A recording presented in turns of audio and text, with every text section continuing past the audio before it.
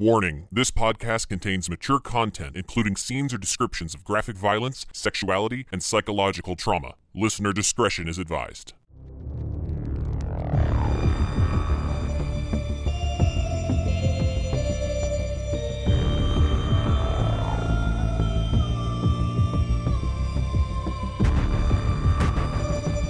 The Rancor's Brothel presents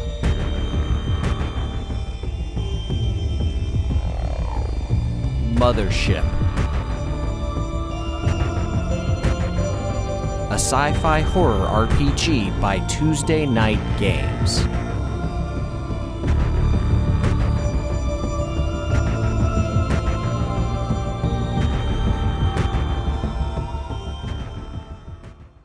Space.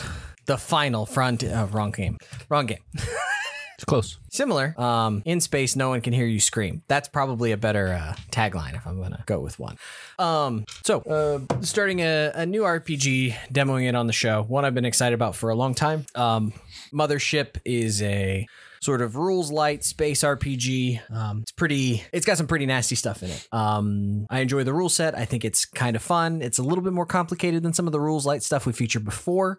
I think it's got enough teeth to it that it allows for some fun customization and some interesting character development without being so sort of one-shotty. I feel like in an ideal world, if folks like this, both listening to it and the guys, you folks like playing it, I feel like this would be a good sort of like anthology thing to pull out once in a while. So just sort of in the vein of Alien or Event Horizon or other such sci-fi horror crossover type things. What's the trying to think of other ones. Vanderhoven's movie Starship Troopers. In the book it actually recommends a bunch of films you're supposed to watch, which there's some on there I've never heard of, so I definitely will be adding some. The Long Rain, which I'm not familiar with, 1950.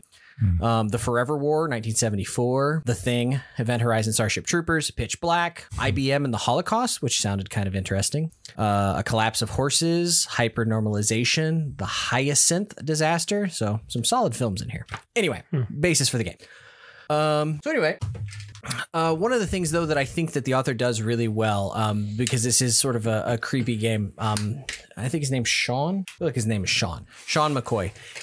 He does take some time to he takes one whole page in the Warden's Operations Manual, which is basically the Dungeon Master's Guide of Mothership, to say basically to talk about safety in gaming, which we don't talk a lot about on this podcast, but I do think it's an important topic. Don't play shit that your players aren't comfortable with. And he puts an analogy in here that's basically like, if I were to invite you over to my house for dinner, I would work with your dietary restrictions. In conversation, you could be sure that all sorts of things, basically bigotry of any kind, would be unacceptable at his table. He's like, you wouldn't be mocked by how you look, the way you dress, blah, blah, blah. You'd be nice and kind to other people.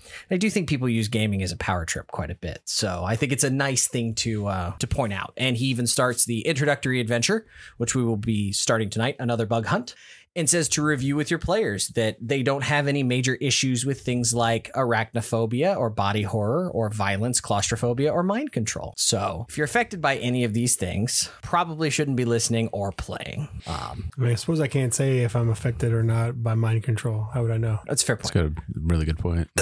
Fair point. You're here, aren't you? You are affected by my mind control. Are you susceptible to advertisements? No. Well, again, it's depends. Buy that comic book? Huh? Did you buy that comic book? All right. He's thinking about it, though. I am thinking about it. Soylent Green. So susceptible, but not affected. Fair enough. But yeah, no, I think content warnings in horror games, and we do that on the podcast, I think, fairly often. We've done it for a few games. It is something to talk about, that this is that type of a game, so you are going to run into that kind of stuff. So just making sure your players are okay with it, and especially for us as a podcast, that our listeners are okay listening to it, because we got a lot of great content that doesn't involve those things. So they do a really good job, I think, in the beginning of their books saying, hey, you're going to experience some of this stuff. Make sure your players are cool with it. Questions, comments, or concerns before we get started? Proceed. Okay. It's like that feeling when you're having a nice dream, you're comfortable, and then like the sunlight starts to crack through the window a little bit in your bedroom, and like you're trying to pull the cover over your head or whatever and go back to sleep. It's that sort of uncomfortable feeling. There's awareness that the world is going on around you, but you have no desire to interact with it. You're comfortable, but you're cold. You're like mind-numbingly cold. And then there is a sort of a hiss, not like a snake, a mechanical hiss. And then you feel your body sort of thrown, and you feel yourself as if you've been ejected out of your bed. And you begin to choke and cough and sputter. You hear people grab you. You're shivering violently, and your eyes sort of snap open, and you can tell that you're on the deck of something. You can hear the thrum of the warp engines or the engines below you, the jump engines. Everything's blurry, but there are people around you, and you can feel they're pulling something like out of your throat and off your nose.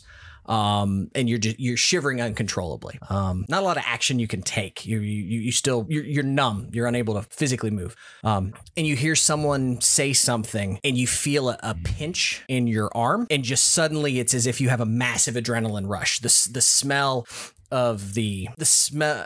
What do I want to say? The smell of sweat. The smell of machinery, the thrum of the ship, everything sort of snaps awake, and all of a sudden it's like smelling salts. You suddenly start to become coherent. You awaken essentially in what you know from a very nice cryo sleep chamber. That was not nearly as bad as probably some of the other experiences you've had. You could see emblazoned with a nice placard, kind of a Spartan sword and shield with the word ARIES across of it, the name of the company. You can tell that the name of the ship, the Metamorphosis, and you can see there's a display board anytime you sort of wake up from cryo sleep, because you sort of need to be grounded. You don't know if it's urban legend or not, but they always say that like there's a very small % chance that you will lose your goddamn mind in cryo sleep. So it's always like, hey, right here, this is what you need to know. You're on the Metamorphosis. It's 3 months from the last date you remember. And the stim pack now is starting to work, and your gears are starting to turn. You know that you're a few hours out from Samsa VI, which is where the company sent you. At which point you see sort of a grizzled 2-day shadow, widow's peak, slightly balding, ugly looking man sort of pop over and says, they make it out all right? And you could tell that their medical teams are around you and say, yeah, they're recovering. He's like, all right, get them dressed. Briefing's in an hour. Troy, would you like to introduce your character who is waking up from cryosleep? I think it's called cryosleep in this game. Yes, my name is Abner Teng. I am a Marine. Anything else you want to tell us about Abner? I don't know if you've come up with anything about him specifically. I haven't. Our app didn't provide that information. Well, I'm giving him the opportunity to do so if he'd like. Flesh out his fodder. Correct. This makes it more interesting if they have some character to them. Lucas. I am playing Zeke Anderson, also a Marine, sort of late 30s, well built, kind of doesn't give a shit about the world. Okay. Alex, would you like to introduce your character? I will. My character is Mark, the android. He is paranoid. Isn't that just the normal standard for most people in this situation? Now, what's interesting about Mark, you would not have gone through cryosleep because there's no sense in doing so. We just shut you down, turn it back on. Well, that would be the question. For the last couple of months, you would have been on the ship of the Metamorphosis, so you could have done some things, interacted with the crew. Just kind of curious as to what you think Mark would have done. Given that I wouldn't be put to sleep, I would probably be put to work. So given the type of ship that we're on, the Metamorphosis would be... So the Metamorphosis is a J2C1 executive transport. This is a nice goddamn ship.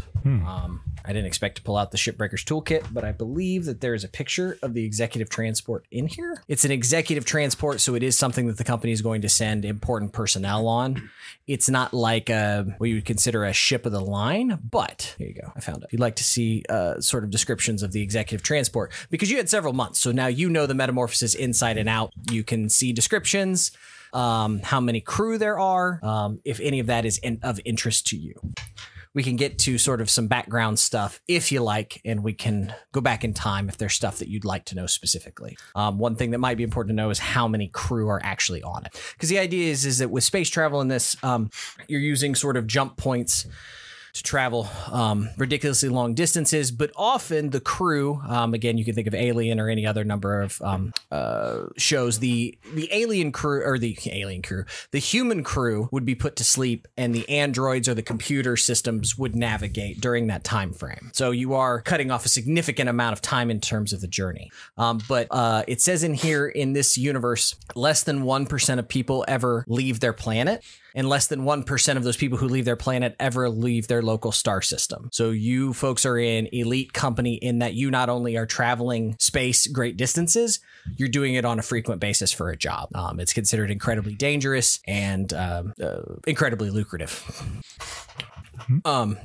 For the two humans, you are going to basically be gotten out of cryosleep clothes. They're going to make sure you warm up, probably a shower, a meal, whatever they can do to try and get you prepped and dressed within an hour. Anything you want to cover. Your memories are foggy, but the stim pack helps you recover. I think if you don't get a stim pack after cryosleep, you roll all your rolls at disadvantage for a week. So brain's a little foggy. Any questions? I did see that there were 16 pods and 16 crew members for the ship we're on currently. Mm-hmm.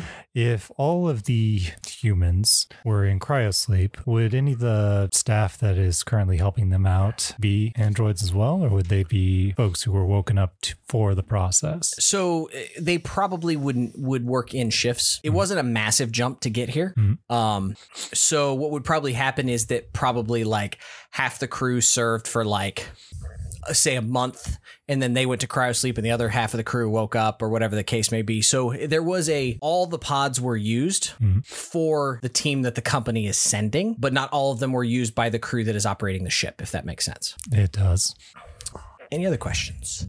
The three of you are brought into a conference room. You are in front of a sort of a vid screen. A small dossier is tossed in front of each of you. I guess you probably don't actually get a dossier, but maybe it's out there for formal needs. You begin to flip through the packets and you can kind of remember what you're doing.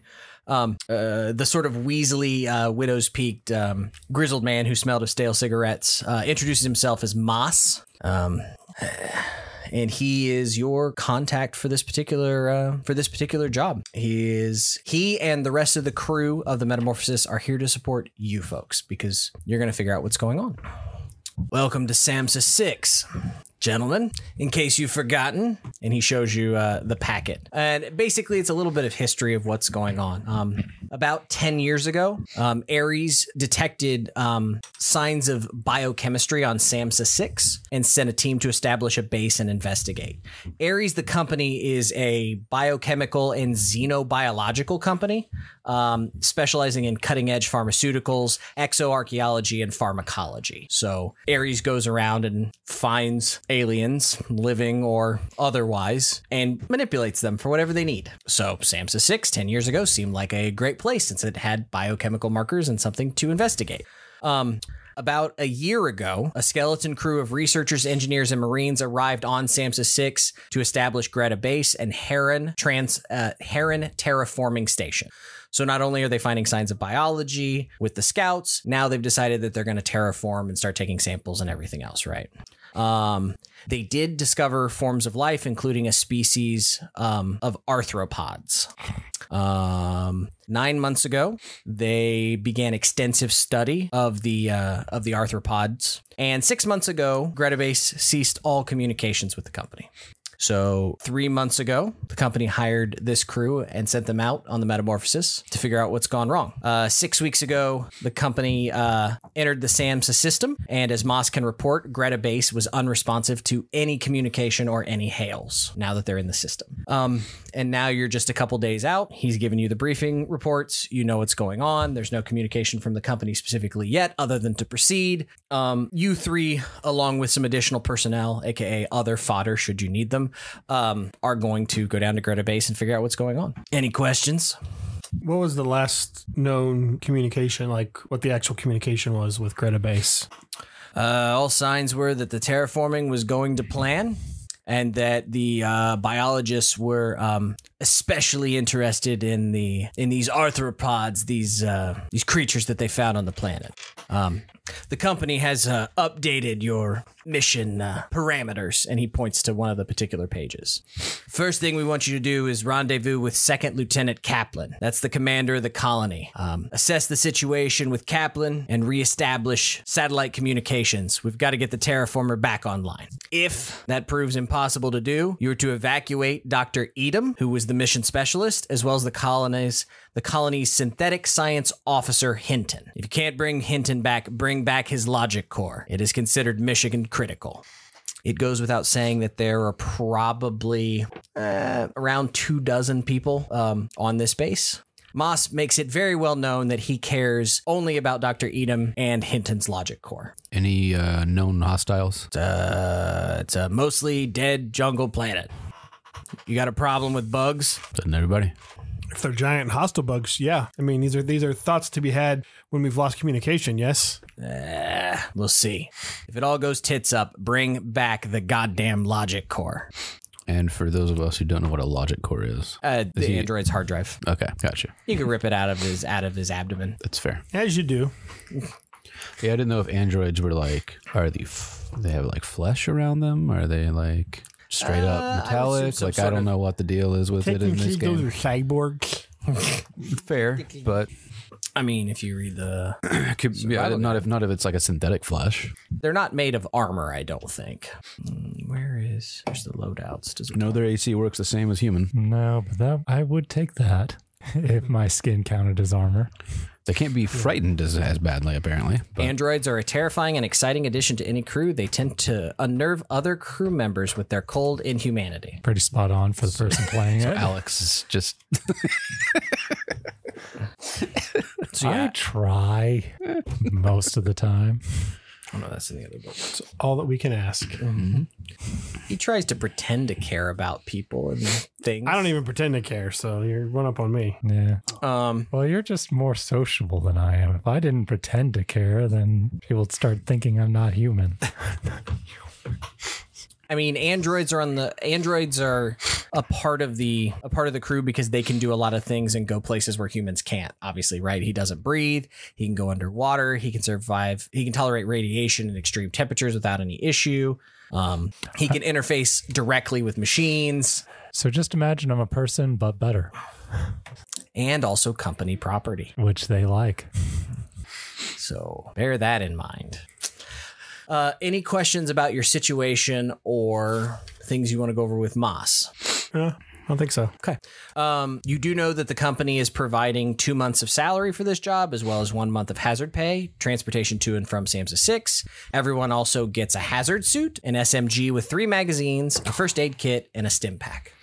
Cool. I came with an SMG, so I guess I don't need that. It's just the thing I happen to roll. 2 SMGs, dude.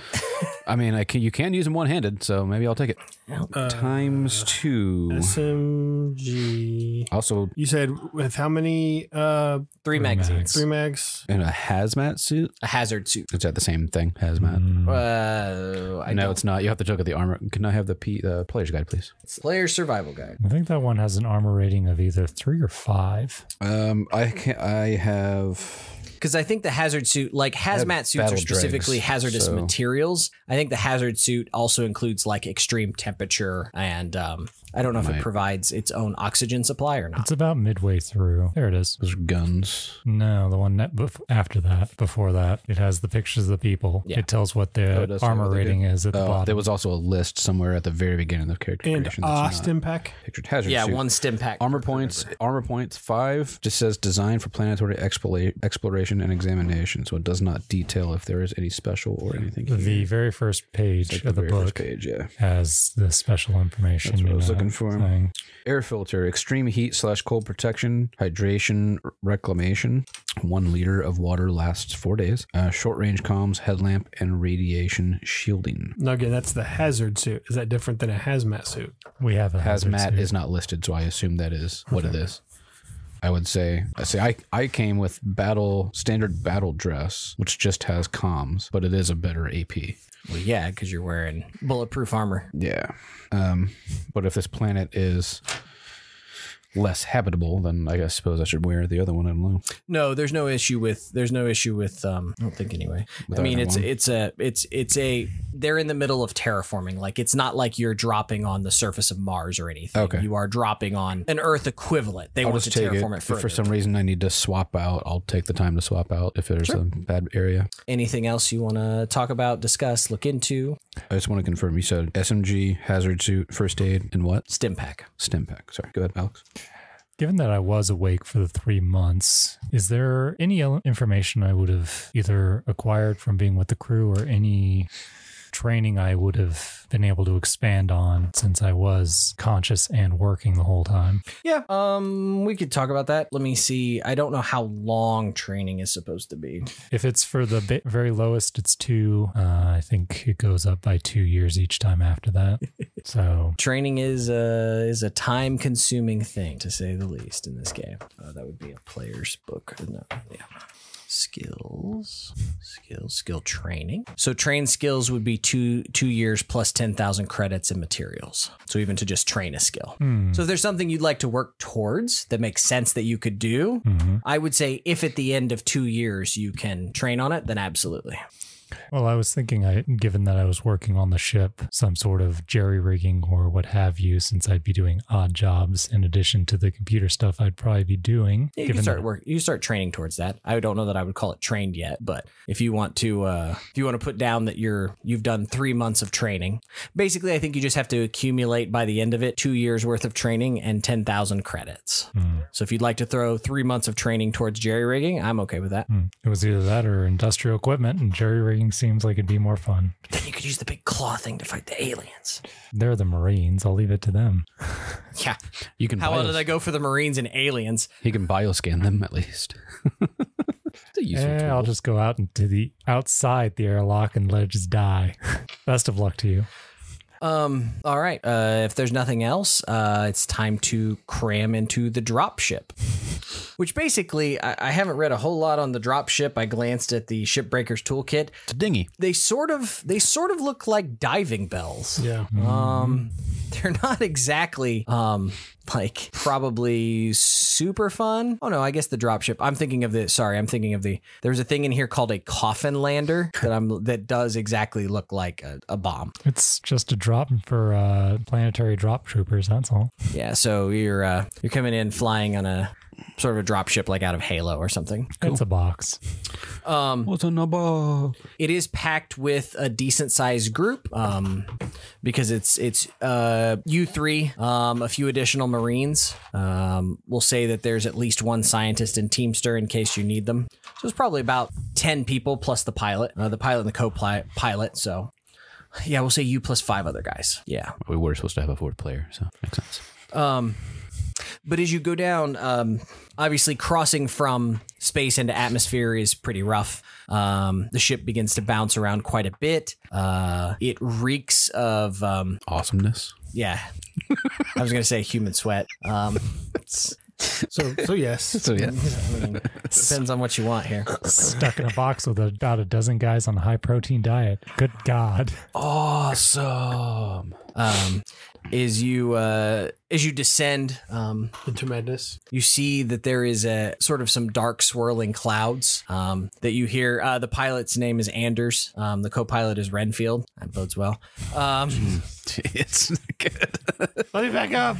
We're done. We're already done. You see them Good movie, by the way. Haven't seen it yet. sort of talking back and forth on the headset as you descend through the dark clouds, and you feel the whole drop ship begin to shake violently. It begins to pitch and yaw erratically as these guys fight their way through a tropical storm. It's clear your destination, you are going in incredibly hot into hurricane-like conditions. So first roll of the game for everyone. Let's make a fear save. So in this game, there are 4 skills. There are 3 saves. Players roll a D100 and attempt to get under their score. So would anyone like to talk about their fear saves? I thought save. Oh, never mind. I think I'm confusing that with the panic save. The panic save is a D20, isn't it? Correct. It's a slightly different game. Well, since you asked, Success. given that I'm an android, I get a slight advantage on fear. Slight. Only a plus 60. What do you got to be afraid of? I passed. I also passed. Same. So none of you have any sort of errant panic attacks or anything else. Overall, everyone is incredibly nervous about dropping, but you're able to sort of maintain a level head while going down. Anders and Renfield are able to land the ship, drop ship without any problem. The back ramp extends down. The second that it sort of cracks and that seal breaks, you feel the wind and the rain, the howling storm come beating against you, soaking your clothes.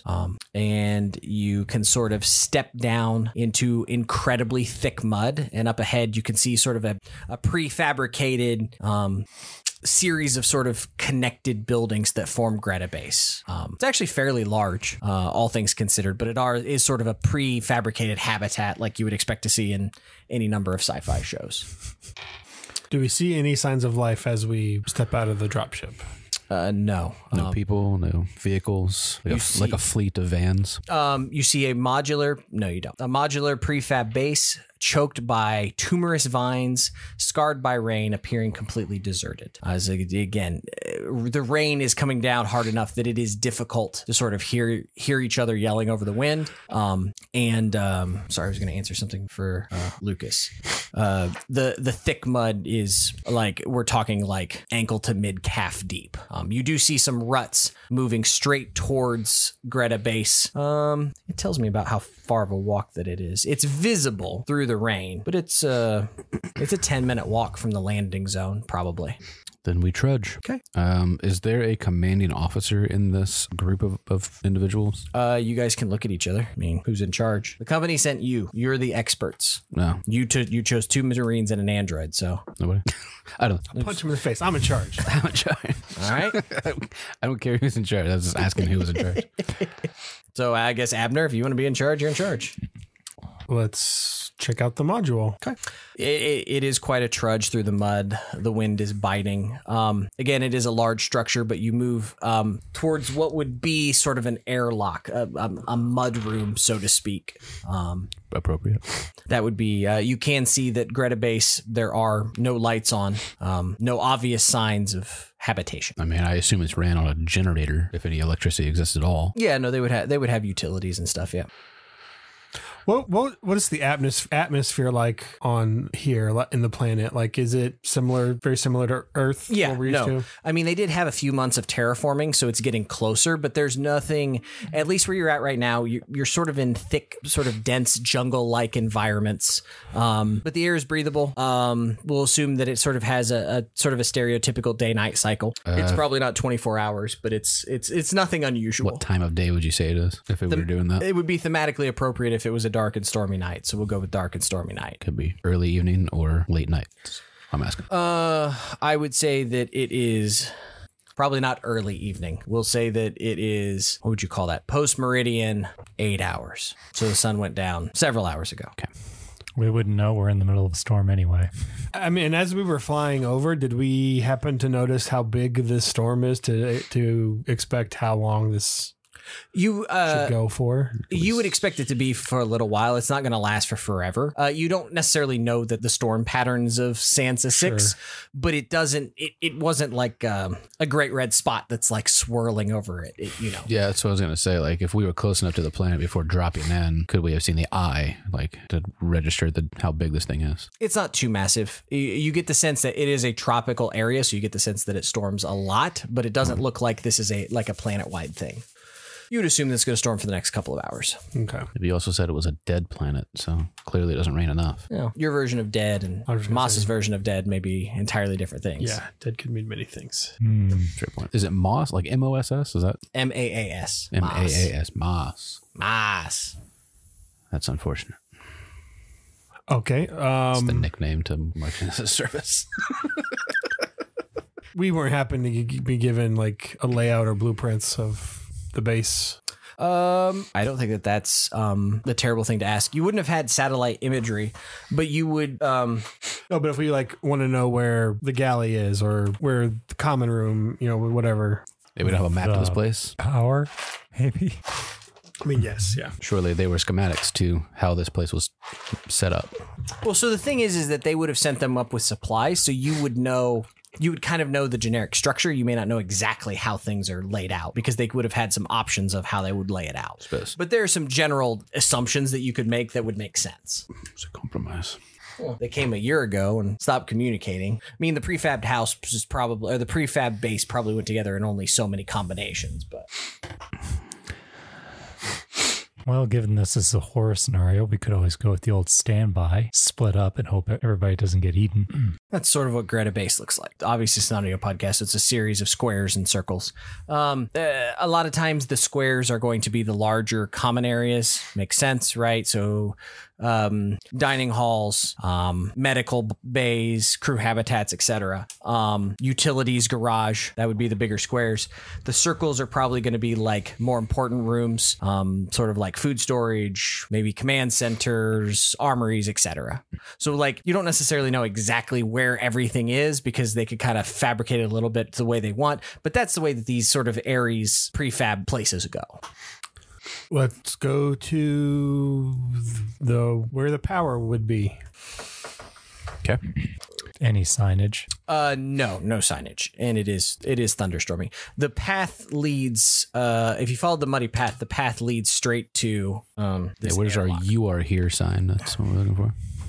I assumed we were at the the bottom, right? But Correct. Yep. You guys are where the X is. So you're basically facing an airlock door. Okay. is it closed and locked? It is closed. I didn't know if you guys wanted to. Don't let me touch the door until I say I touch the door. Just double checking. I touched the door. You're dead. Next character. All right. Well, you had a scientist, right? Good man. Roll a new one. Use that mothership app. Is it? Can I open it or is it locked? No, it is locked. Mark, any chance we can hack through this thing? It doesn't have power. Right. It's something to think about.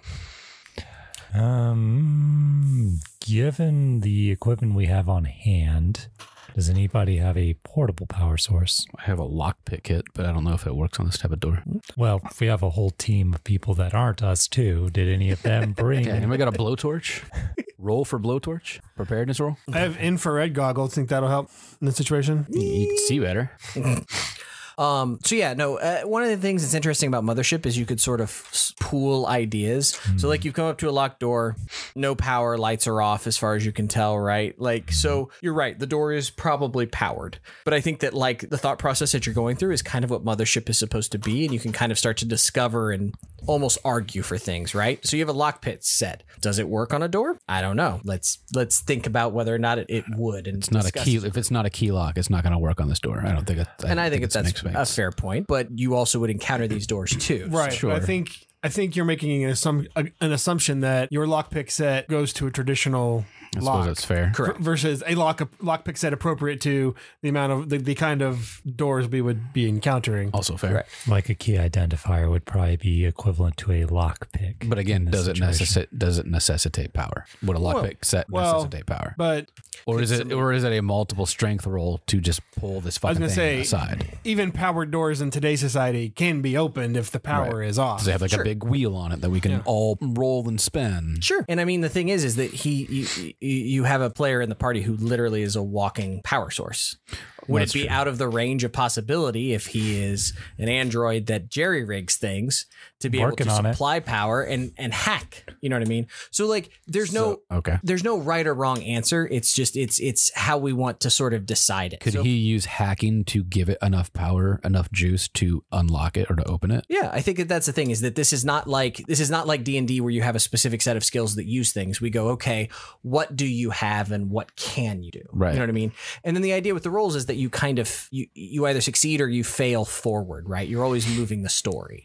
So if he wants to do that and he fails, something bad may happen to him. He may still open the door, but maybe he fries his equipment and can't do that anymore, you know, or whatever the case may be. Or maybe you wrench the door open using physical force, but then maybe you aren't able to close it later, which definitely wouldn't ever be important. You know, so just thinking about things sort of in a more real world sense as opposed to I don't know how to lockpick, but I bet if I went and got a big old stick out of the jungle, I could bust a door open. You know what I mean? So however you guys want to approach it. I think any of those are fine options, and we'll just see where the story goes as you make those choices. Well, you did also mention that this facility had been overgrown and worn down over time. Did we see any openings that the jungle had cracked up? I would say that walls? it's what was the word I used? Or is it still relatively sealed? It is covered. I guess what I should say is it is covered by the overgrowth, but it's not damaged as far as you can tell. Does that make sense? So it's still basically sealed up and no, sound. It was put up about a year ago, and it's designed to, be in harsh environments. So, the company would land and put these up on, planets that are basically molten lava or underwater planets, or they're very utilitarian. So while the jungle is trying to take it over, it's going to take something on the order of decades to be able to actually get in unless somebody lets it in, which is why it's got airlocks. Gotcha. Oh, do we have another android so I don't end up frying myself? Sure. I am not above sacrificing others. There's enough people with us. Just erase the stats and re-roll them. I'm an android. I'm not above sacrificing random people. No, I think, he makes it's an interesting point. Maybe hacking, maybe there is a degree of hacking that gives the door enough juice to open. But it does say as you investigate it, the airlock door that is locked, rust creeps over the large metal door, which bars entry to the main building. It is an exterior door that is locked and requires a key card. Okay. So either way, it's power plus key card. Well, there's also the fact that most airlocks are also mechanical in nature. Mm-hmm. So if we say get in around the edges, is there a way we can just pry it open or unscrew it? Whatever you guys want to do, whatever you'd like to try. Yeah. So, because I'd rather not break the door if we can just unscrew the hinges around the door and just pull it off. You could probably do that. It's going to take a lot of time to do that. It's a decent sized door. We're in no rush. Okay. You're going to be wet and cold. We're inside already the airlock. Not yet. You got to get the door open first. Yeah, well, I'm also an android. I don't care. Now that is accurate. Oil can. Oil can. Not that kind of robot. Would we know that this type of door has some sort of safety lock, or like if the power goes out, it locks itself so like it can't be forced open in any way or something like that? No. You would know that these doors can be forced, and that if you apply some power, you could absolutely, jimmy it open. Just a question of what you want, how you want to approach it. I'm having a lot of trouble with just one door. This is going to turn well. I don't like it. Like I said, if you want to do it, like I said, you want to hook yourself up to it. You want to try and lockpick it, we'll go with lockpicking it. Just depends on what you want to do. And I think either, trying to hack it or lockpick it is a better choice than unscrewing it, because it's going to take forever. It's fair. All right. If I wanted the lockpick it, what am I rolling with my lockpick kit? Traditional games is a dexterity I guess it depends. thing, but yeah, no. And the other thing is it also comes down to whether or not a roll is even warranted. That's also true. So you have a lockpicking set, but do you have any skills that you think would apply? Because last time I checked, you would. No, because this game only gives you 3 fucking skills.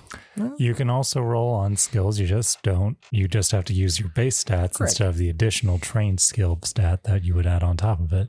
Jerry rigging? Yeah, no, I mean, if you wanted to attempt to jerry rig with a lockpick to see what you can do, I think that's fair. I would call that probably an intellect roll. Okay. No. Okay. So you add 1 stress for failed roll. It was not a critical failure, correct? Correct. Where does stress go? Your minimum stress is 2. So now your stress goes up to 3. And so stress in this game is just sort of like pending doom. It is the difficulty of the situation, whatever. Zeke is fumble fucking with various equipment, and it's raining, and people are grumbling, and it seems awkward, and why aren't they here to meet us, and any number of If we know the schematics of this place, do we know if there's another entryway? You would presume that there are other entryways, yes. I mean, it would make sense. You assume that there is probably a garage or something else, like there's probably a utility space. There wouldn't be a lot of entrances though, because again, it's designed to be sort of a sterile environment. Doesn't mean it is, but it's designed to be that way. So it does seal up. Another attempt. Other things you want to do? You want to try hacking it? Oh, that could work. So since the hazard suit has lights, can I just take the battery out of that and use that as a power source? Sure, yeah. Okay. I will attempt to do that and try and hack the console. Would that be 2 separate rolls then? No, I don't. I mean, I think taking a battery out and trying to use it in this method is something that you probably are familiar enough with that it doesn't necessarily require a roll. Then I will attempt to hack the door. I think that's fair.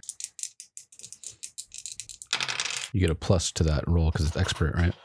I do. So let me do a quick calculation. Oh, I definitely got that. Oh, I figured you probably would, because I'm sure that you're rolling what? Your intellect is Super high. 47. and you are Plus 15. an expert in. So yeah, no, you're rolling on like a 63 or something like that. So Yeah. Okay. We're good. We got it. We're right. good, people. We're good. Mark steps up after disassembling. This whole time that Lucas is like stripping wires and getting frustrated and cursing to himself, the android comes up with a battery and kind of like licks a finger and shoves it in the socket in the door. You hear it, and then you can kind of sort of like a fallout door. You can kind of roll it to the side and it goes into a recess. If I had a tongue, I'd stick it out at you now. Fair.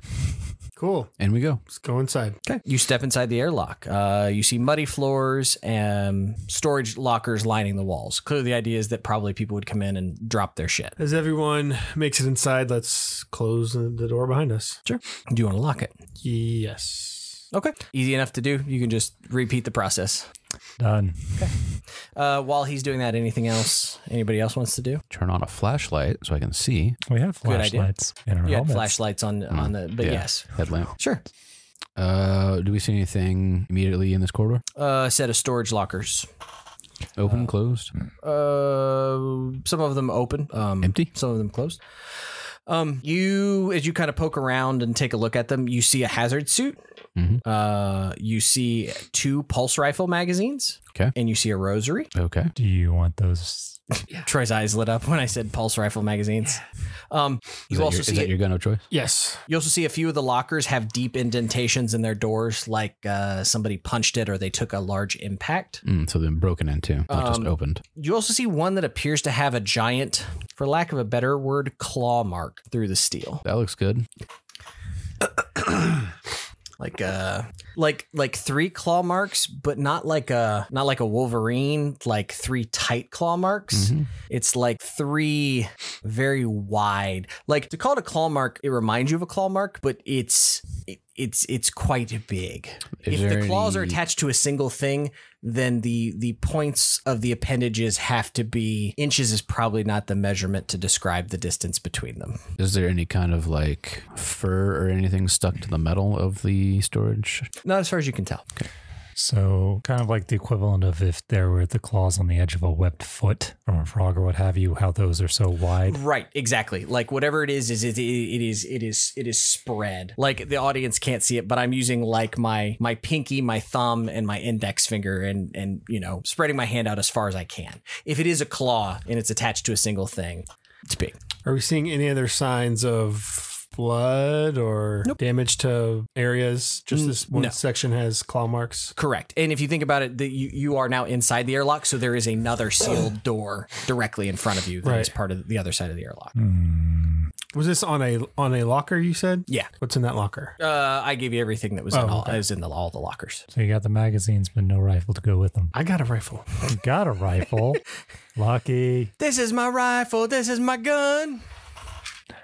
Yeah, so they're on the locker, not on the wall. So it's not something that scraped the outside of the airlock. No, yeah, it's you think about when something like knifes its way through metal, you know what I mean? And you get that visual tear. I don't know if you've ever seen like somebody do that with like a forklift or something, like it goes into the side of like sheet metal or something. That's kind of that very visual tearing look. Yeah. So it could have been claw is what you think of, but it's not necessarily a claw. Could have been something else. Oh.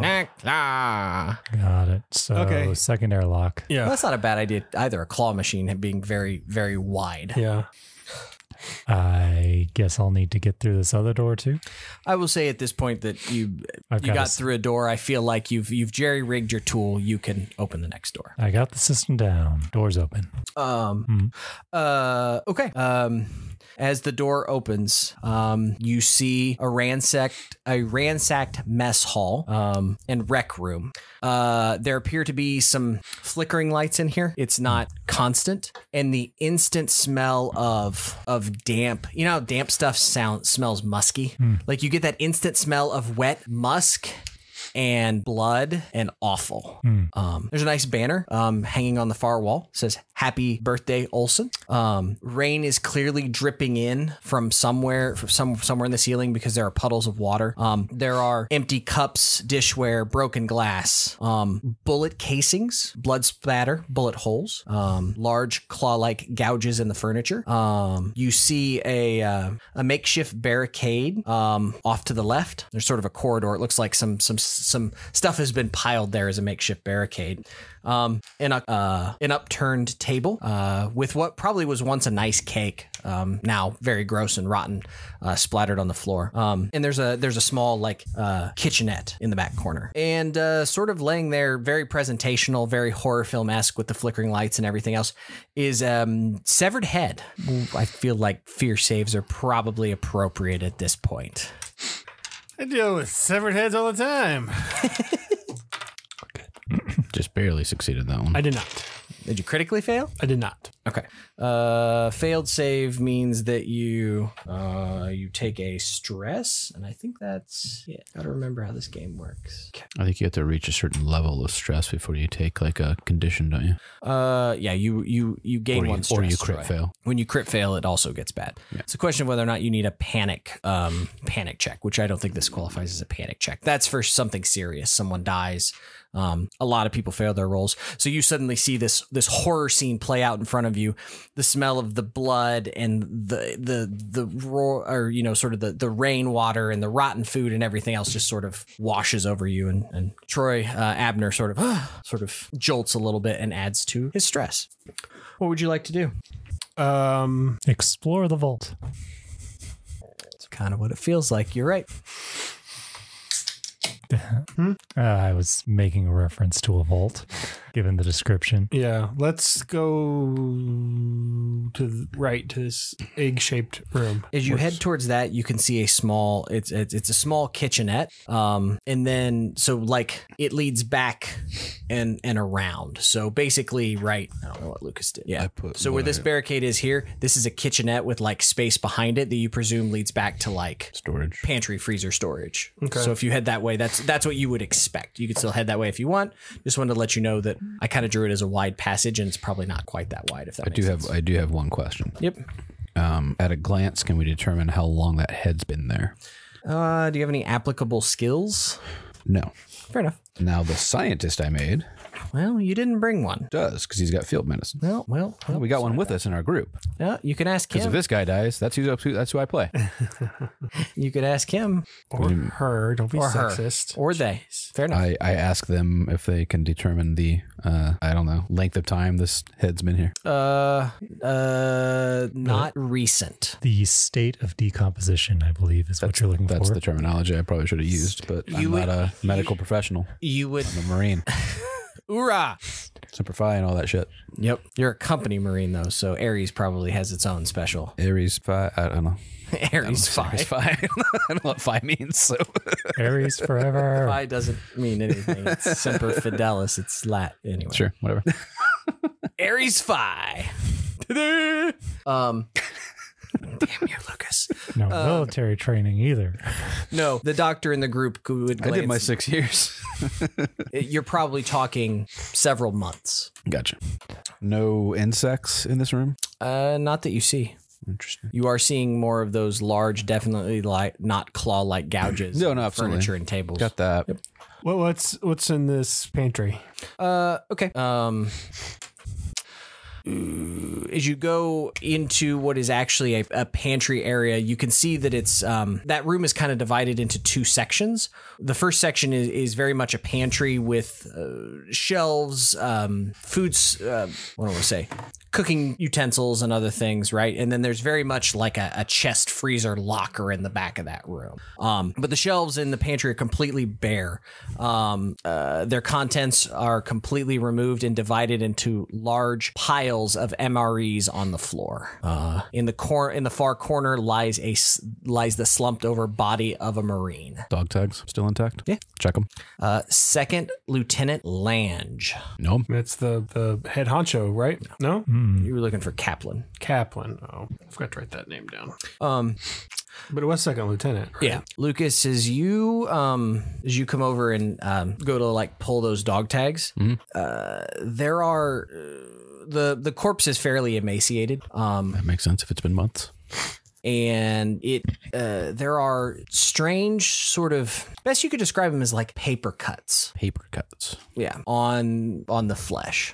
Like as you think about it, it's tropical, right? So he's probably wearing like, I think of like standard Marine fatigues, right? So he's wearing like I don't know, camouflage pants, boots, belt, right? But he's probably wearing like a beige white beater or t-shirt or something like that. And you can see like up and down his arms, on his neck, even on his face. It just looks like little itty bitty, like almost impossible to see paper cuts on the skin.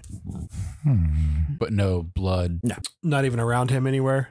Yeah, he doesn't have a wound, like we could notice, like a major wound of any kind that we can see. Okay. I will then ask the unknown doctor friend to take a look at the body and see if they can determine what the hell these things are. It's like his flesh is, I don't know, separating. That is odd. You said there was a chest freezer in the back? Yeah, it's one of those like walk-in. Oh, there's a body in there, guaranteed. I want to look inside. I want to open the door. It is locked. Heck it. This is probably way less of a it's probably more of a strength, lockpick lock. more of a strength thing. Where How is it locked? Is it like a padlock or is it just stuck? can you just hammer on it until it breaks open? Type of thing. I would say that it is probably Or do I just look at the top and there's this little lock where I can just pull it down? Is there a meat mallet and a butter no, knife? it doesn't make a lot of sense for it to Locks from the inside. Oh, you son of a bitch. say it doesn't make a lot of sense for it to be locked. Like looking at it mechanically, it shouldn't lock. Like why would it lock? You said you had an infrared scope? Yeah. You have a bioscanner. I do.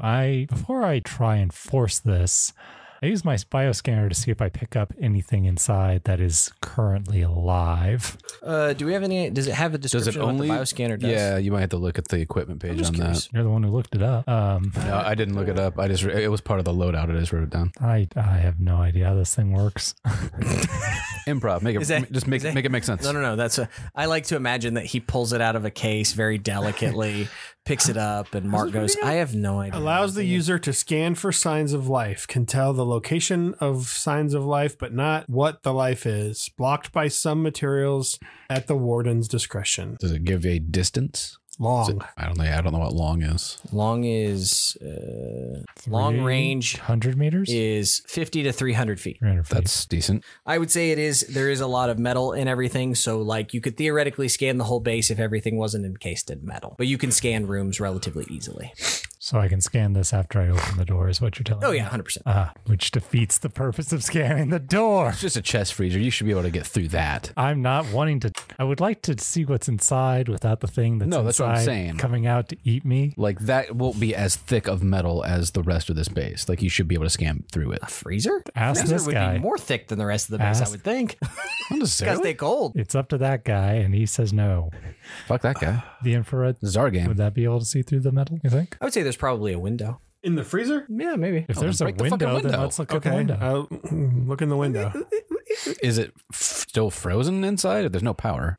It is still incredibly cold inside. If it's vacuum That's sealed, weird. that could That last makes a no sense. while. If they haven't had power for what we are assuming is months, that shouldn't be frozen anymore. I mean, we don't necessarily know that timeline, but it's a safe assumption to think It's thawing. months, and that it would. Yeah, but do I see anything in the window? You do not. Break the window. I knock on it. Hello. Not like pound on it. Anyone home? Bang, bang, bang. Does it seem to disturb anything? No. You hear knock, knock, knock from the other side. That's what I was worried about. Do I really? No. I really wanted that to be. Yeah. There's an episode of Doctor Who Shave like and a that. haircut. Yeah, is it Midnight Train or something that does that? Uh, Yeah, I think it's Midnight Train. That's a great Doctor Who episode. If I don't know how many people. here watched it. TV has like the original season 1 through like 6, I think, or series 1 through 6. But no, there is the black and whites. They're on a train on they're going to some destination, but they're going across a planet where it's impossible for anything to be outside. Like they hear movement, and he does that da on the door, and then outside the door you hear bang bang. It's like, oh, it's so good, so good. But no, you don't hear anything. Put on my infrared goggles. Do I see any heat signatures? No. I mean, obviously you're not going to be able to see all corners of the room, but no, as you kind of glance through, everything looks the same. In this room specifically, besides him and maybe the doctor that's with us, I'm assuming. No, nothing else, nothing in the pantry or what you can see of the freezer shows anything that would be unusual. Everything is at the expected temperature. Just break the window. Just shatter the window on the freezer. Okay. Just to see what's inside. There is back of the SMG and then immediately point down. Sure. He hits the window, which he's using a heavy butt of a gun. So I imagine that he can. It was pressure sealed. It no longer is. Mm-hmm. So when he hits that, there's a big hiss of escaping gas, and you are hit in the face with incredibly cold, like frostbite level, icicles forming on his nose. Yeah, no, like you can't. I know you wanted to smash it and look cool and point the gun in, but like the wave of like cold air like forces you back because hail that Freon. Like we're talking Arctic temperatures just came rushing out of there. I hope you have the helmet of your hazard suit on still. Sure do. Yeah, no, it's incredibly cold. That's bizarre. That should not be a thing. Makes zero sense. Well, is there anything at all inside this other than broken glass? Still kind of hard to see. Once you break the glass, the temperature normalizes a little bit, but it's still like if you put your face up to it, it's incredibly like sure. You do feel frostbitten a little bit. You see, you can kind of make out in the corner now that you can get your flashlight in and everything's not frozen. There appears to be a form in like the back right corner.